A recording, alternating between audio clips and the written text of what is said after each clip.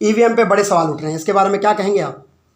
देखो, ये तो सदियों पुराना कलेश है जो कांग्रेस करती है, कांग्रेस हो या कोई भी पार्टी, जब जीत हासिल होती है तो जेलिस तो होती है, उनके पास कोई बहाना तो होता नहीं, कोई और भी धागे ईवीएम के पीछे लग जाते हैं।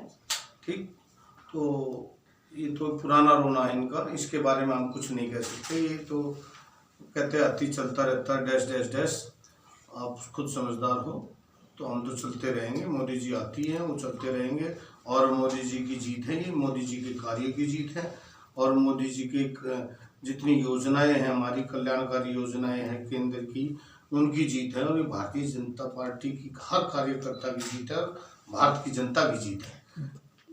वो कहते हैं ये जो है 2024 में लोकसभा इलेक्शन आने वाले नजदीक, इस जीत से क्या प्रभाव पड़ेगा?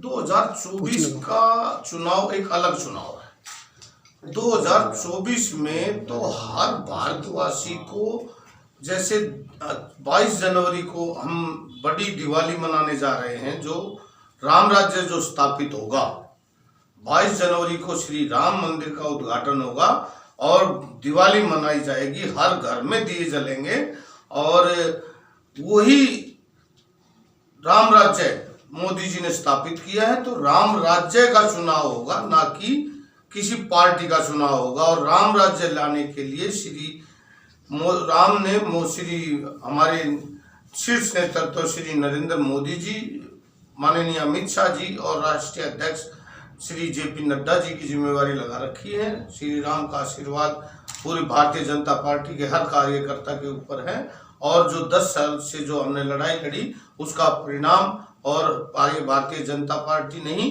पूरे भारत की जनता की जीत है, हर भारतवासी की जीत है, बच्चों की जीत है, बड़ों की जीत है, भाई बहनों की जीत है। लालू यादव जी ने कल बड़ा क्वेश्चन किया है कि विधानसभा चुनाव से कोई फर्क नहीं पड़ता, लोकसभा चुनाव में इंडिया गठबंधन ही जीतेगा, इसके लिए क्या कहेंगे आप?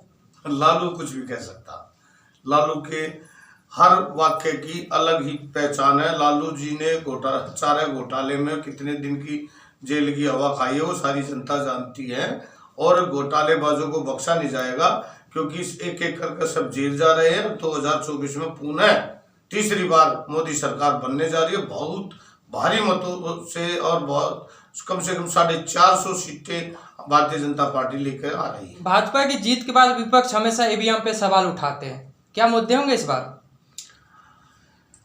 जो मोदी जी की केंद्रीय कार्य योजनाएं हैं, जिन योजनाओं को लेकर हम चुनाव में उतर रहे हैं, जिनके कारण हम 3 राज्यों में भी जीते हैं, और तीसरी बार मोदी सरकार बनने जा रही है, वो मोदी जी के कार्य, जो मोदी जी काम कर रहे हैं देश में विदेश में, जो मोदी जी ने आज पूरे भारतवर्ष को आज विश्व गुरु बनाने की तरफ जो हुंकार भरी है, ये 2024 का चुनाव हर भारतीय के लिए एक खुशी की लहर है कि मोदी जी पुनः तीसरी बार सरकार बनाने जा रही है।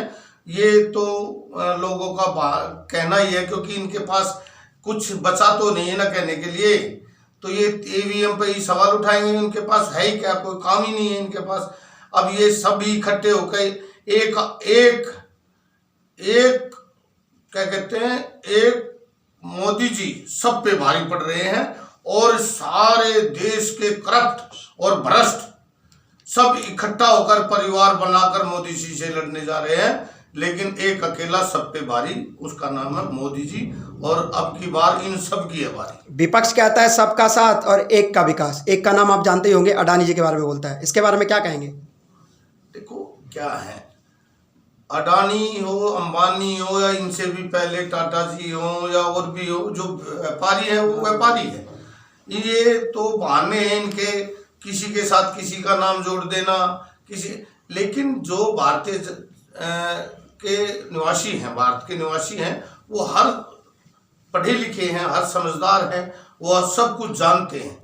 ठीक, वो कहते हैं ना, जानकर भी अनजाने बन रहा है दीवाने, अपनी उम्र फानी है तन रहा है दीवाने, किस कदर तू खोया है इस जहां के मेले में, और तू मोदी को भूला है फंस कर इस झमेले में। तो मोदी को भूलना नामुमकिन है, मोदी है तो मुमकिन है।